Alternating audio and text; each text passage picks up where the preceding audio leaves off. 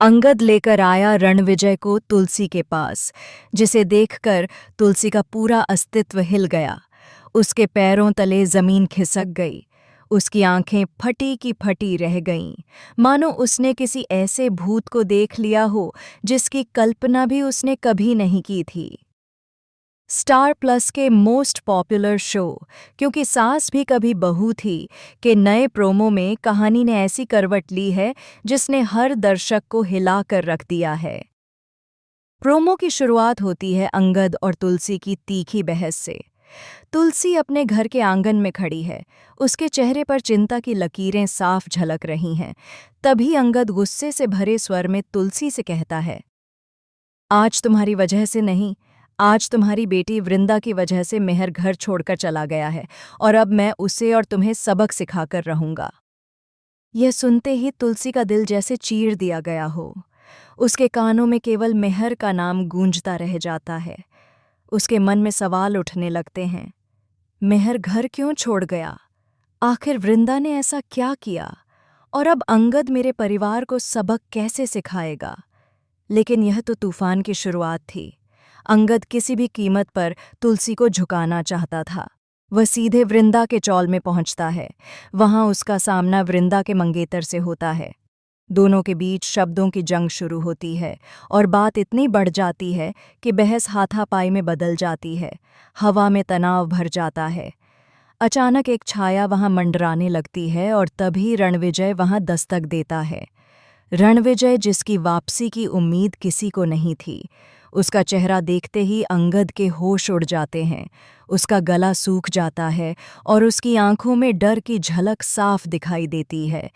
रणविजय ठंडी हंसी के साथ अंगद का हाथ पकड़ लेता है और जोर से झकझोरता है। वह कहता है, अब तेरी सारी चालाकियां खत्म हो गईं। अंगद, अब तू मेरे साथ चलेगा। अंगद छटपटाता है, लेकिन रणविजय की पकड़ इतनी मजबूत होती है कि वह चाहकर भी खुद को छुड़ा नहीं पाता। रणविजय अंगद को खींचता हुआ तुलसी के घर ले आता है। दरवाज़ा खुलते ही तुलसी के सामने जो नज़ारा आता है वह उसकी जिंदगी का सबसे बड़ा सदमा साबित होता है। तुलसी की आंखें रणविजय पर टिक जाती हैं। उसकी सांसें रुकने लगती हैं। वह बुदबुदाती है, रणविजय, ये कैसे? ये तो नामुमकिन है। पूरा घर उस वक्त खामोश हो जाता है। हर कोई अवाक रह जाता है। तुलसी के हाथ कांपने लगते हैं। उसके सामने जैसे अतीत की सारी परछाइयां जीवित होकर खड़ी हो जाती हैं। इसी बीच दूसरी तरफ कहानी एक और बड़ा मोड़ लेती है। परी, जो अब तक चुपचाप अपनी चालें बुन रही थी, अचानक गायत्री के पास जाती है। उसका चेहरा एक खतरनाक मुस्कान से भरा हुआ होता है। वह धीरे धीरे गायत्री के कान में झुककर कहती है, गायत्री, तुझे पता है, नोएना तुझसे नहीं बल्कि मुझसे प्यार करती है। गायत्री यह सुनकर जैसे पत्थर की मूर्ति बन जाती है। उसके चेहरे का रंग उड़ जाता है। उसकी आंखें फटी की फटी रह जाती हैं। उसका दिल जोर जोर से धड़कने लगता है। वह कांपते हुए कहती है, नहीं, ये सच नहीं हो सकता। नोएना और तू, ये तो उसी मंदिरा की कहानी की तरह है जो बरसों पहले हमारे घर को तहस नहस करके चली गई थी। क्या इतिहास खुद को दोहराने वाला है? परी धीरे से हंसती है। उसकी हंसी पूरे कमरे में गूंजती है। वह कहती है, हाँ गायत्री, मंदिरा की कहानी दोहराई जाएगी, लेकिन इस बार किरदार अलग होंगे और अंजाम भी। गायत्री के पैरों तले से जमीन खिसक जाती है। उसे लगता है जैसे पूरा परिवार फिर से बर्बादी की कगार पर खड़ा है। अब सवाल यह उठता है कि तुलसी इस सारे तूफान से कैसे निपटेगी। एक तरफ उसका पति मेहर घर छोड़कर चला गया है। दूसरी तरफ अंगद बदले की आग में जल रहा है। तीसरी तरफ रणविजय की रहस्यमयी वापसी ने सबको हिलाकर रख दिया है।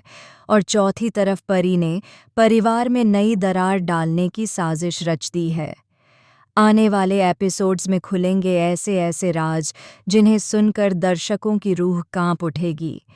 तुलसी के सामने खड़ा हर नया किरदार उसके अतीत का कोई ऐसा राज खोल देगा जिससे उसका वर्तमान हिल जाएगा और भविष्य पूरी तरह तबाह हो सकता है। क्या तुलसी इस बार भी अपने परिवार को बचा पाएगी? क्या मिहिर कभी वापस आएगा या वह हमेशा के लिए तुलसी से दूर हो गया है? क्या रणविजय की वापसी तुलसी के लिए एक नई उम्मीद है या एक और खतरनाक तूफान? और सबसे बड़ा सवाल, क्या मंदिरा की कहानी सच में दोहराई जाएगी?